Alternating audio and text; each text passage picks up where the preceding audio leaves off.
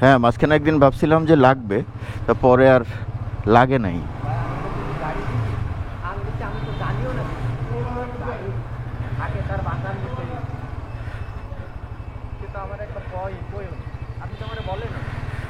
না, আমি পরে লাগবে তোমাকে তো আর ফোন দিই নাই, যেহেতু লাগে নাই। অনেকদিন পর জিএসএক্সআরটা চালাচ্ছি। ইনফ্যাক্ট আজকে ছোট্ট একটা কন্টেন্ট করব আর কি। আমরা যাচ্ছি হচ্ছে বাইক এক্সপ্রেসে, ইঞ্জিন অয়েলটা চেঞ্জ করব। আর ভাবলাম যে ইঞ্জিন অয়েল নিয়ে টুকটাক কিছু কথা বলি, যে জিএসএক্সআরের জন্য আসলে বেস্ট ইঞ্জিন অয়েল কোনটা। অনেকেই অনেক টাইপের ইঞ্জিন অয়েল ইউজ করেন, বাট ইঞ্জিন অয়েল আসলে একটা বাইকের জন্য পারফেক্ট ইঞ্জিন অয়েল যদি না দেওয়া হয়, সেক্ষেত্রে কিন্তু বাইক থেকে ম্যাক্সিমাম পারফরমেন্সটা পাওয়া যায় না। এর সমস্যা কি? সিগন্যালও নাই। এরা বাইকার না, এরা হলো বাইকের নামের কলঙ্ক। What? Bro, what are you talking about, man? এবার আমাদের শরীরের জন্য যেমন ব্লাড গুরুত্বপূর্ণ, ঠিক বাইকের জন্য ইঞ্জিন অয়েল একইভাবে গুরুত্বপূর্ণ। এই ব্যাপারটা আপনি একেবারে কেয়ার না করেন, মানে ইচ্ছা মতো ইঞ্জিন অয়েল দেন, কোনো ব্র্যান্ড নাই, কোনো কিছু ঠিক নাই, চেঞ্জ করেন না, এইভাবে যদি কাজ করেন ভাই, আপনার বাইক কিন্তু আপনাকে কখনোই ভালো পারফরমেন্স দিবে না। এখানে কি ট্রাফিক আসছে এখনও? না, ট্রাফিক তো এখনও আসে নাই।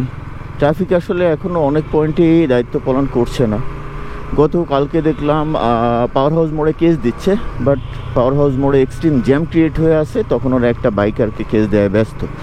আসলে স্টুডেন্টদের সাথে ট্রাফিকের একটা পার্থক্য হচ্ছে, স্টুডেন্টরা প্রায়োরিটি বুঝতো। কাজের প্রায়োরিটিটা কি? তারা মনে করতো শৃঙ্খলাটাই হচ্ছে কাজের প্রায়োরিটি। ট্রাফিক মনে করে কাগজপত্র চেক করা আর কেস দেয়া এটাই হচ্ছে প্রায়োরিটি। এটাই হচ্ছে ডিফারেন্স। ট্রাফিক যতদিন প্রায়োরিটি ব্যাপারটা বুঝবে না, বা তাদের মূল কাজের প্রায়োরিটি কি, ততদিন পর্যন্ত শৃঙ্খলা কিন্তু আসবে না। এই যে দেখেন, এইখানে কিন্তু ট্রাফিকের কোনো অবস্থান নাই।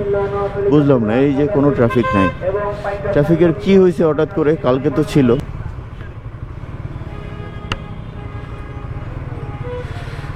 পাবলিককে সবসময় প্রায়োরিটি দেওয়া উচিত। আগে পাবলিক যাবে, তারপরে ভিকেল যাবে। এই হচ্ছে রাস্তায় রাইডের একটা রেসপেক্ট। ট্রাফিক সিনারি আসলে চেঞ্জ হয় নাই। বাংলাদেশের ট্রাফিক, এদের হচ্ছে কি বলে, এদের রক্ত চেঞ্জ করতে হবে, না হলে ট্রাফিক ব্যবস্থা চেঞ্জ হবে না। রক্ত মানে এদের আসলে বেসিক এই সমস্যা, এদের ট্রেনিং, এরা যা শিখে আসছে, এরা যা প্র্যাকটিসের মাধ্যমে যা এদের ডিএনএতে ঢুকছে, পুরোটাই রং। বোতল দিয়ে ইউজুয়ালি ফাহিম প্রায় 3000 কিলোমিটার পর্যন্ত চালায়। বোতল ফুল সিনথেটিক ইউজ করে। কোনটা কি ইউজ করে এগুলো নিয়ে একটু পরে কথা বলতেছি।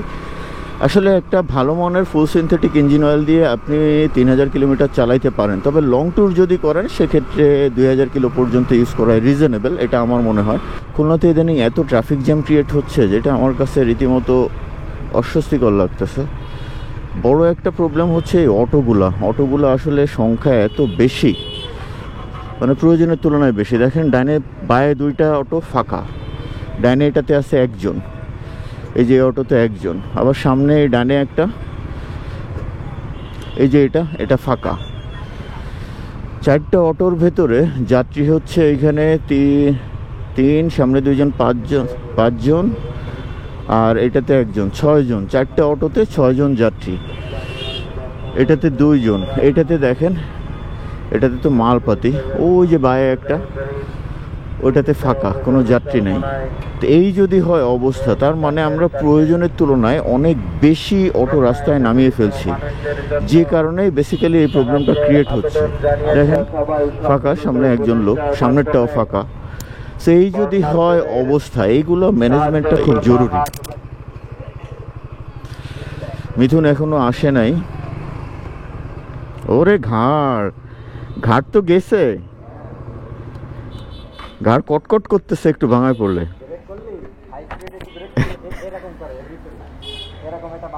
ঘাড় পুরো গেছে। হ্যাঁ, কি অবস্থা?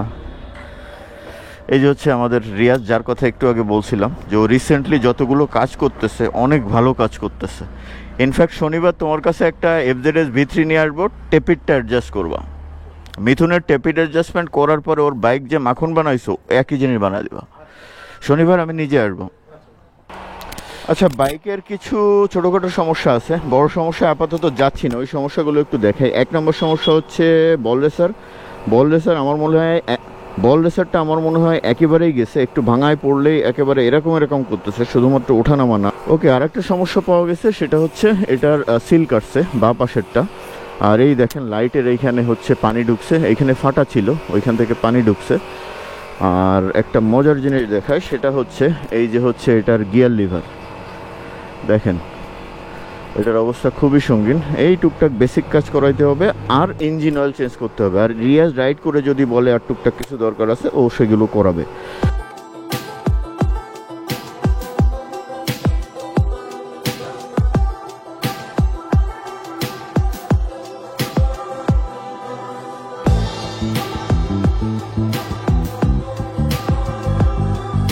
এখন ফ্যাক্ট হচ্ছে বাইকের সব কাজ করানো যায় নাই, যেমন গিয়ার লিভারটার কাজ করানো যায় নাই। গিয়ার লিভারটা একেবারে গেছে, ওইটা রিপেয়ারের কোনো অপশন নাই, ওইটা হচ্ছে আপনার একেবারে চেঞ্জ করে ফেলতে হবে। যেহেতু এখন বাজেটের একটু প্রবলেম আছে, যে কারণে ওইটা করাইতে পারি নাই। আর একটা প্রবলেম হচ্ছে এই বাইকটা যখনই ব্রেক ধরতেছি, সামনে রীতিমতো কাঁপা কাঁপা নড়াচড়া করতেছে। আর কর্নারিংয়ের সময় তো ভয়ঙ্কর লেভেলের ভয় লাগতেছে যে পড়ে না যায়, কারণ হচ্ছে সামনের পেছনের দুইটা চাকারই বিয়ারিং পুরো গেছে। সো বিয়ারিংয়ে চেঞ্জ করতে হবে, যেহেতু বাজেট সমস্যা, ওইটাও হয়তো 2-3 দিনের মধ্যে করিয়ে ফেলবো, এই হচ্ছে ফ্যাক্ট। আর বেসিক্যালি প্রবলেম নাই, তবে বল রেসারটা এখনও যথেষ্ট টাইট। বল রেসারটাও চেঞ্জ করে ফেলবো একসাথে, হয়তো 3-4 দিন পরে এই 3টা কাজ করিয়ে ফেলবো। এবার বলছিলাম ইঞ্জিন অয়েল নিয়ে কথা। আমি সুজুকি GSX-R-এর সঙ্গে আমার মতুলের এক্সপিরিয়েন্সের রিয়েলি ফ্যান্টাস্টিক। আর যেসব ভদ্রলোকেরা মতুল ইউজ করতেছে, তারা মতুল নিয়ে কি বলে চলেন একটু দেখি। আমি 4 বছর ধরে মতুল ইউজ করছি, আর এর বাইরে এখন পর্যন্ত যাওয়ার কোনো চিন্তাই করতেছি না। Best performance. হ্যাঁ, আমি এই 1.5 বছর যাবত মোটুল ইউজ করতেছি আমার GSX-R এর জন্য। খুব ভালো পারফরমেন্স পাচ্ছি, আমি মোটুলের বাইরে আর যেতে যাচ্ছি না। আমি একজন মতুল ইউজার, আমি এটা দীর্ঘদিন ধরে ব্যবহার করতেছি। আমি এটা মনে হয় আমার কাছে একটা বেস্ট ইঞ্জিন অয়েল, এবং আমি এটা রিকমেন্ড করি। আমি ক্লাস খুবই সফট পেয়েছি, গিয়ার শিফটিং সফট পেয়েছি, থ্রোটলে খুবই স্মুথ পেয়েছি। মানে ওভারঅলি আমার কাছে মনে হয়েছে যে মতুল এর সঙ্গে বেস্ট ম্যাচ করে। আবার এরকমও হইতে পারে যে GSX-R বাইকে অন্য কেউ মতুল না হয়, কেউ লিকুমলিতে বেটার পাচ্ছেন, কেউ রেপসলে পাচ্ছেন, কেউ শেল অ্যাডভান্সে পাচ্ছেন। আমার কাছে মনে হয়েছে যে Matul is paying me back the best performance, এই কারণে আমি মতুলের কথা বলছি। আমি মতুল রিকমেন্ড করছি যারা 150cc বাইক বেসিক্যালি রাইড করেন, স্পেশালি প্রিমিয়াম লেভেলের বাইক, তাদের জন্য মতুল আমার কাছে হচ্ছে রিকমেন্ডেবল একটা। অটোগুলা এরা চলে ইচ্ছা মতো, যাই হোক তাদের জন্য আমার রিকমেন্ডেশন হচ্ছে মতুল। আর স্পেশালি যদি বলেন যে কোন বাইকের ক্ষেত্রে, সেক্ষেত্রে আমি বলবো ইয়ামাহা FZ সিরিজ আর সুজুকি জিক্সার সিরিজ। আর ইয়ামাহার যে কোনো বাইকের জন্যে মতুল আমার মনে হয় বেস্ট পারফর্মিং একটা ইঞ্জিন হয়।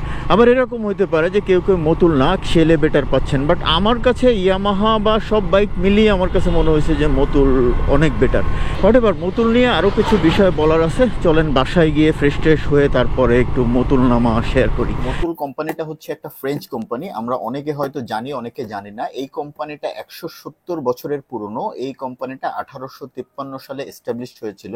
আর এটা ফেমাস হচ্ছে এই লুব্রিক্যান্ট প্রোডাকশনের জন্য। আর মতুল কোম্পানিটার সাথে অনেক ইনোভেশন জড়িত আছে। ইনফ্যাক্ট মতুল বলে innovation is our DNA. Definitely এটা রাইট। মতুল প্রথম 1953 সালে, মানে তাদের লঞ্চিং এর প্রায় 100 বছর পরে, first multigrade engine oil produce করে। আর মতুলই প্রথম ওয়ার্ল্ডের মাল্টিগ্রেড ইঞ্জিন অয়েলটা প্রডিউস করে। এটার নাম ছিল হচ্ছে মতুল সেঞ্চুরি। আর 1966 সালে মতুল প্রথম সেমি সিনথেটিক ইঞ্জিন অয়েল নিয়ে আসে, যেটার নাম ছিল মতুল সেঞ্চুরি 2100। আর এরপরে 1971 সালে, মানে আমাদের স্বাধীনতার বছর, মতুল লঞ্চ করে ওয়ার্ল্ডের first 100% truly synthetic engine oil, মানে যেটাকে 100% সিনথেটিক ইঞ্জিন অয়েল বলা হয়। আর সেটা হচ্ছে মতুলের সিগনেচার প্রোডাক্ট। আমরা সবাই জানি মতুল 300V। যারা প্রিমিয়াম লেভেলের প্রোডাক্ট ইউজ করেন বা প্রিমিয়াম লেভেলের ইঞ্জিন অয়েল ইউজ করেন, তারা জানেন যে মতুলের 300Vটা কোন লেভেলের ইঞ্জিন অয়েল, যদিও একটু প্রাইস বেশি। এখন প্রাইসটা একটু শেয়ার করি। মতুল 7100, এটা হচ্ছে ফুল সিনথেটিক ইঞ্জিন অয়েল 1 লিটার। এটার বর্তমান দাম হচ্ছে 1150 টাকা। আচ্ছা, আমরা আজকে যে কাজটা করালাম, এই কাজের টোটাল খরচ কি? একটা ছিল হচ্ছে মতুল 7100, আমরা দুইটা নিয়েছি। যেহেতু সুজুকি GSX-R এ 1300 ml ইঞ্জিন অয়েল লাগে, সো আমরা দুইটা নিয়েছি মতুল 7100 ইঞ্জিন অয়েলটা। আর এর সঙ্গে আমরা অয়েল ফিল্টারটা চেঞ্জ করছি। অয়েল ফিল্টারটার দাম ছিল 120 টাকা। আর এর সঙ্গে আমরা ব্রেক প্যাডটা চেঞ্জ করছি। ব্রেক প্যাডটা অরিজিনাল ছিল, ব্রেক প্যাডের দাম ছিল, সামনের যে ব্রেক প্যাড ওইটার দাম ছিল হচ্ছে 1020 টাকা। আর এর সঙ্গে ওয়াশ বা টুকটাক সার্ভিস বাবদ মিথুন আমাদের কাছে মাত্র 200 টাকা চার্জ করছে।